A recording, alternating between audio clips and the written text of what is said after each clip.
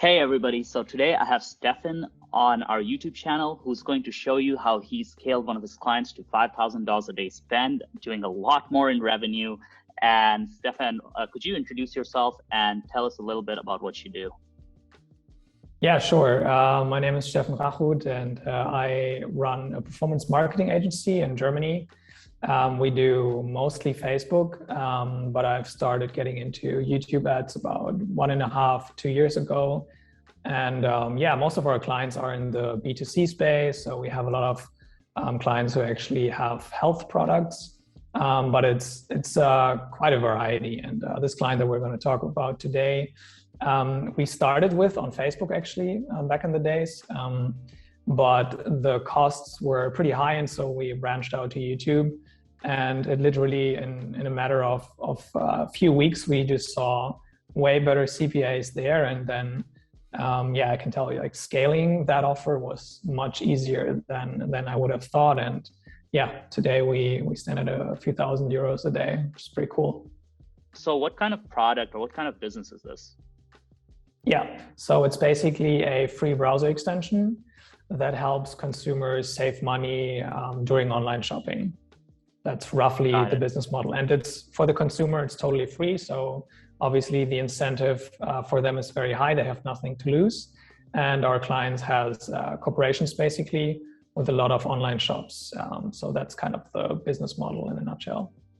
Got it. Yeah, it's always better to sell something that's just a no-brainer, right? And that's an offer that's a no-brainer because the end user, the consumer, doesn't have to really pay anything. So it's just they have nothing to lose and everything to gain. You can't really beat an offer like that. So that's really, really smart.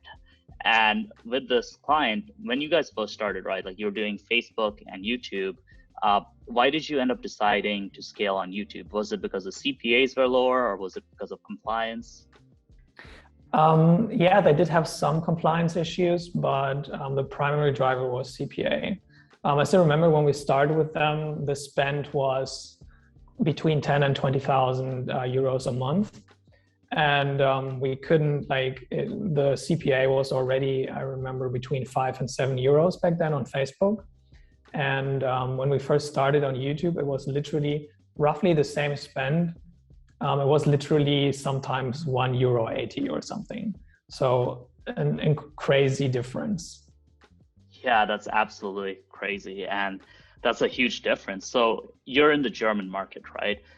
In the German market, do you find that brands are just much more Facebook heavy versus YouTube heavy? Oh yeah, YouTube is kind of an unknown for most advertisers in Germany, I would say. There are some, I would say, since YouTube is more similar to TV, there are the bigger brands who do a lot of YouTube advertising, but it's really bad. Usually they don't really understand it, and it's mostly brand awareness. It's definitely not conversion driven. And maybe in the last 12 months or so, some of the more, savvy online marketing businesses and agencies started to do some YouTube ads, but the competition is still fairly low, I would say. Got it. Yeah, that makes a lot of sense. And those are incredible CPA numbers, €1 per install. And yeah, it goes to show that sometimes companies use certain platforms for acquisition, especially, let's say, for example, in a lot of softwares, they're very heavy on Facebook, but they haven't figured YouTube out. Some of the bigger softwares have, right? Like Monday.com, Grammarly, they've really figured out YouTube and are able to use it well. But a lot of smaller softwares are still in that space where they're just not really able to use YouTube ads because they don't really know how to use it, and they haven't figured out the creative and kind of the strategy for it, right? So that's extremely interesting.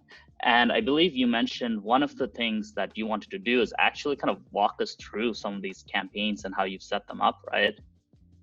Sure. So we're actually running this offer in 2 different accounts. And when we scale a lot, that's usually what we did.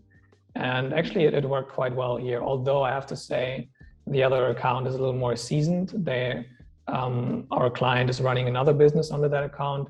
So that might be a reason why the CPAs there are a bit cheaper than here. One of the things that sticks out is that we are running a lot of campaigns. I can show you. We have literally tested this month alone 40 to 50 different creatives. And we usually test them on a €50 daily budget for like 2-3 days. And yeah, if the CPA is not good, then we switch it off. But as you can see, how many different, and those are all different creatives basically.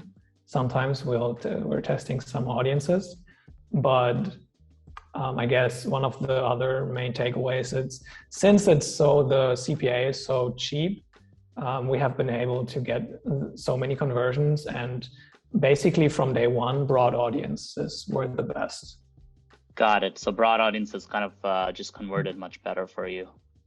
Yeah, let me just, maybe I can sort this here, and you'll see that, as you can see, it says broad, broad, broad, yeah, broad, broad. So the cheapest ones are all broad. I can, if you're interested, I can, oh, here you can see it's a custom affinity audience. Mm-hmm. But if you want, I can also talk a little bit about what audiences we've tested and all that. Yeah, so before we get to the audiences, one question I had is, how are you structuring your campaigns? So basically what you recommended, or Rafa actually, your colleague recommended the strategy in one of the live calls, was testing creatives.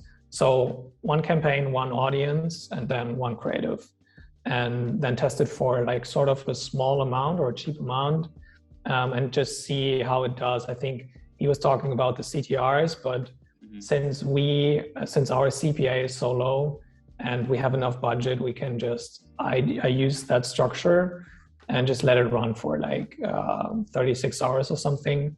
And I get a really good gauge of whether that creative is sort of in the range where I can optimize it more or not. Mm-hmm. Got it. Yeah, that makes sense. And I mean, the one audience, one ad, one campaign structure is something that we've used quite a bit, especially for accounts with high spend, right? Like especially once we find a winning creative, we just do that structure, right? If you have a creative that's just doing amazing, we just ride it by just putting it into one audience, one campaign, and testing hundreds of audiences, like literally any audience you can imagine, we test it. And that allows us to add a lot of scale while also keeping a lot of the audiences diversified, right? Because if you're just on one big audience, then it stops working and you're like, okay, you're in trouble. So yeah, I really like what you're doing here. And another kind of note that for those of you who are watching is that one tip I have is, so when you're running YouTube ads, I either like to do one campaign, one ad group, and 3 to 5 creatives, and that can allow you to test creatives faster. Or you can do one campaign, one ad group, one ad, which is a structure that's better for scaling, in my opinion, right? So that's kind of when you want to really ad spend. Or if you want to test an individual creative, let's say you have one new creative and you want to just test it, you would put it into an audience that's performed well in the past, but perhaps you're not using now, so that it doesn't compete, and then that can kind of work well. So in terms of the audiences, what kind of audiences are you mainly using? Yeah, I mean, as I said, like we've tried a lot of different audiences, especially custom affinity audiences. Those were some that worked well. So this one, for example, is custom affinity of competitors. We just put like 5 to 10 competitors, the URLs, and then created a custom affinity audience. We tested keywords in the beginning. That didn't work at all. We tested topics. Those didn't work at all either. The only audiences apart from broad that did decently well, also at a decent spend, were custom affinity, in market, and custom intent, basically. And the interesting thing about this client is, since they are working with different online shops, what we found was working well. We would create creatives that are tailored to specific shops. And then when we saw those creatives do well during testing, we tried to find audiences that are also tailored to that shop. Like, for example, a custom affinity audience of that URL. If it's like, I don't know, like a random online shop, let's say Amazon or something, we would do a custom affinity audience of that. That would do really well. and then try to figure out like what other interests people could have that are interested in that particular product. So that's a bit different from other businesses, I guess, where they have like sort of a very unique target audience, and then they try to find out everything about them. Since this product is like so broad, we had to find several audiences basically, and then test around that, if that makes sense. Got it. That makes a lot of sense. And it does make sense that broader audiences work better because this is a mass market offer, right? This is pretty much online shopping. Anybody who shops online, right? It's not very niche. So in my experience, the broader the offer, the more big audiences will do. Have you guys tested any open targeting, like just demographics? Yeah, it's like mostly, that's what I said, like broad is literally completely open. Okay, so broad is completely open. Yeah, exactly. Got it. That's interesting. And what's been the creative strategy mainly for you guys? Yeah, so we tried two main different approaches. So in the beginning, when we still weren't working with a client, they used some very simple screen shares, and they did okay back then. So that was kind of the first creative that they used. And then we suggested, well, let's try some more higher production value videos. And since my business partner is a videographer and we have the ability to create those kind of productions in-house, we did that. And interestingly enough, those highly produced videos, and we tried a lot, like we had two big shootings with different actors, different locations, and 3-4 different scripts and a lot of different hooks. So we had probably in total 20 videos, and none of them got close to those screen share type of videos. So those are the ones that we're now creating in mass production style, I would say, with a lot of different actors. But it's always the same principle. It's basically just showcasing the product here, how it works. And for this particular product, this is absolutely enough. Yeah, absolutely. Especially if you're dealing with something like software or something that people are using, they kind of want to just see how it works, right? Like if it's a physical product, obviously the shoot and the production is going to be key because people use it in 3D, right? People use it in real life. Yeah. So if you're selling something and it's in your hand and so on, like you really do need to make sure it looks amazing. But then if on the other hand, if something's a screen share, or if you're just selling something that's kind of on your screen and it's in the virtual world, then yeah, screen shares can work really, really well. And yeah, I actually want to start doing just more pure screen share ads as well for my business. So I really like that insight. Yeah, I also think that one of the other reasons, I mean, on Facebook, I was kind of used to that already, right? Like, because Facebook, everyone's saying you have to do native videos and very, user generated and all that things. But when I first moved into YouTube, I always thought, like the production value has to be much higher. And I mean, this particular client totally proved me wrong here. Yeah, that's the thing with ads and online advertising. There's these best practices and guides and ideas and so on, but a lot of times you don't know what's going to work. Like you literally have no idea why something worked, but it works and you just go with it, right? It's like human beings are incredibly complex, and trying to say that there's a rule that applies to every product and every person is it just doesn't work. You have to be very adaptable as a marketer if you want to get stuff done. I want to keep hitting you with these questions because I'm so curious. Target CPA or max conversions? What's kind of working better for you guys? We tested target CPA. In this particular account, it never really was as good as maximize conversions. I guess also due to the fact that we have so much budget and the algorithm gets so many conversions that it's just doing better in this particular one instead of constraining the algo.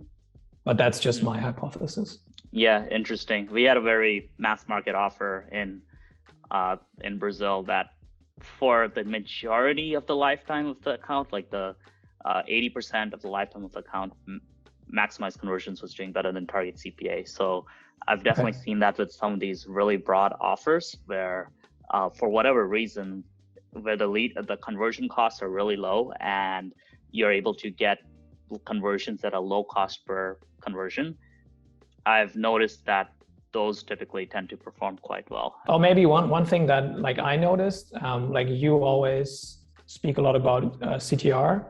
Mm-hmm. And as you can see here, I mean, the CTR is like comparably pretty low. And I mean, like when I'm running other offers in the German market, it's more towards what you tend to say, like definitely above 1 and, you know, better even closer to 2. So I don't know, I would like to hear your thoughts on that, why you think those are so low here. Yeah, that's really interesting. Are these all InStream ads? No, okay, you're right. No, we are doing a lot of responsive. That's probably the reason. That's maybe another, like for this particular client, I tried that too. Like I tried just doing InStream, but again, the more constraints I put, the less good the results at the end of the day.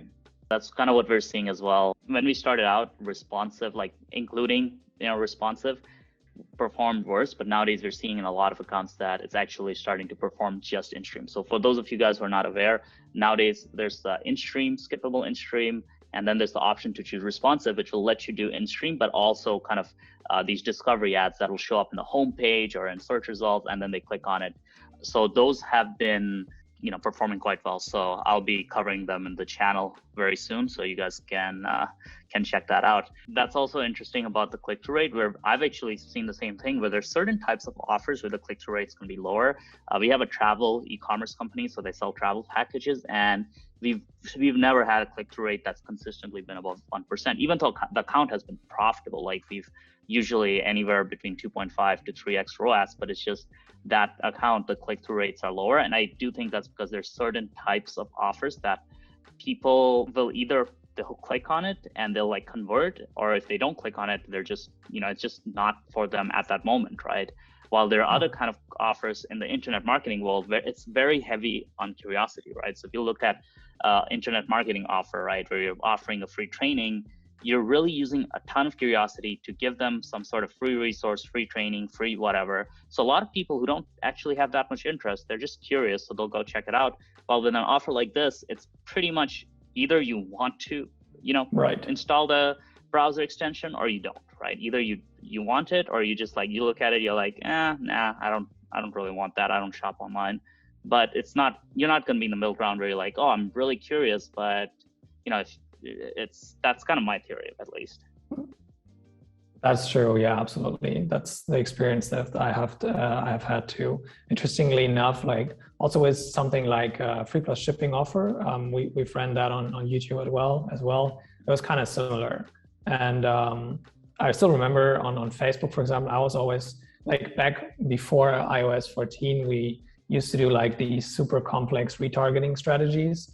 And for these lower price type of offers, retargeting would never work. And that basically speaks to what you just said, right? People, they're either in because it's so cheap and it's like the offer is so good. There's not like a middle ground with like with info products, where it's usually this huge middle ground, because, you know, there's interest, but then, you know, you need a lot of interest and commitment to buy a $9.97 product, right? It's not a no-brainer. So that's definitely something interesting in terms of customer psychology. What else in this account is going on that you that's kind of different than other accounts you've run? I mean, like I have to say, obviously there are a lot of advantages here, right? We have a lot of budgets, so testing is kind of easier, and scaling is sort of easy, and the algorithm has so much data. I think those are like big pluses that we have. And one thing that I really noticed was how easy it was to scale. Like once we find a good creative, it's like we can literally double the spend every 24 hours, and sometimes even more. Like as you can see, I usually start with 50 euros a day, which is even like, I'm actually thinking of going a little lower, because it basically spends 100 euros the first day. And that's way too much. Like our CPA is like 5 or 6 euros, and that's actually way too much. But what I've seen is, like, if it works, like I'll go to 150, And then I'll sometimes just go to 500, 700, 900, and up to like 1,000 or something. And then I try to diversify a little more, like what you taught in the course as well. Basically, and I've seen that as well. Like it's when I've tried to scale like one single campaign to more than €1,000 a day, it usually stops performing very well. And then I'll try to find other audiences basically for that type of creative, and that works better. So at any time, well, I can show you right now. At any time, we have a lot of campaigns running at the same time. So here it's 8 campaigns right now, but I scaled down a lot yesterday because we already hit our target for this month, and I switched off probably like 5 or 10 other campaigns. So usually we have like 20 campaigns running at all times. Got it. Yeah, I like that. I like having more campaigns because then you're kind of able to just deal with instability a lot better. Because if you just have 1 or 2 campaigns and they stop working, it's not good, right? Especially if you're spending like $5,000 a day and half of that's one campaign. It's a risky proposition. So I like spreading it out. One thing I might suggest you to do, I don't know if you've checked out the 2021 Brazil case study video I did in the course where we scaled to $5,000 a day spend. We're doing like very low budget testing on that, on individual campaigns, but massive at mass, right? So like testing like 20 new campaigns per day, 20 new audiences per day with the winning creative, and then just pausing like 8 to 12. So that's an interesting strategy as well. For those of you who are inside the training program, it's basically, if you just scroll down, it's at the 2021 case study section. Yeah, so at this point, honestly, I think that it's just gone very, very deep into this. And so I've learned a ton from this. So in terms of kind of the clients you guys are working with, right? So this client, obviously, kind of like software-ish. What other types of clients do you work with? Yeah, as I said, like many of our clients are in the health niche because we're somewhat positioned that way in Germany. But on YouTube, actually, the clients that we work with are in the info space, and I've seen those work best. Like we've tried some e-com, but we couldn't really make it work, even though it was higher priced, like €100 plus. But in terms of the offers, it was mostly info that has been doing well for us, and like this one, of course, on YouTube. Yeah, I find with info offers, it's easier to tweak the offers and easy to tweak the funnels. While with e-com, a lot of times people are very committed to their funnel. So if it doesn't work right off the bat, it's like, oh, it's not working. So there is that challenge where I find with info product marketers, typically they're a lot more willing to tweak a lot of different things, while with e-commerce, the bigger companies who are at the 8-figure mark, 20, 30 million mark, that's where usually have a lot of success with YouTube ads, right? Is where they've really data oriented. And I've noticed that as well. Like all the e-com clients we've had a lot of success with have been already at the 8-figure mark, and we just basically scaled their success. While I think a lot of the e-commerce brands that are a little bit smaller, definitely the direct response marketing side of things needs to be a little tighter, right? A little better. So it is interesting what you said in terms of just like with info, typically, even if you're at 100K a month info, you are usually a really good marketer. While with e-com, it's just a lot of times you can be at 100K a month, and it's just the fact that, hey, you have a unique product, but the marketing still needs like a lot of work. But I mean, regardless, like I personally think that e-com's still like a really good niche, but it's definitely has its caveats, right? Like you definitely need to be either in the space, or you need to be kind of aware of how the space works. While with info, I think it's generally a lower barrier of entry with YouTube ads. So there's pros and cons. Right. For a direct to consumer brand that's like really doing well on Facebook, YouTube's a no-brainer. But if like your Facebook ads are kind of iffy, then there's potentially deeper issues like your market message fit, the funnel you're using, perhaps your creative, and so on. Yeah, absolutely. Like when we as I said in the beginning, like most of our clients are still on Facebook, and that's what I would always recommend them to. Like if they're smaller and if the offer is not that established, we always start on Facebook. And to be honest, like as you saw in this account, I believe that YouTube is really, really great for scaling. Like once you have something that's working, and I've never seen something scale as fast as this. And I've spent millions on Facebook, and this is pretty crazy, I have to say. Like, and how sort of easy it was. Like if you know the right levers to pull, there's like not nearly as much headache as with the other platform. Yeah, that's what I love about YouTube. It's like if you got something that works and people like it and it's mass market, you can scale overnight to 5,000, 10,000, 20,000 dollars a day. It's the number one scaling platform, but the downside of that is it's not the best platform for a new business, right? Like Facebook can often do a better job if you're just starting out, which I shouldn't be saying that because I sell a YouTube ads course and training program, but hey, that's the honest truth, right? It's a great platform, but there are many cases where Facebook ads make sense, and it makes sense to wait to do YouTube until a little bit later, right? So that's just the honest truth of the matter.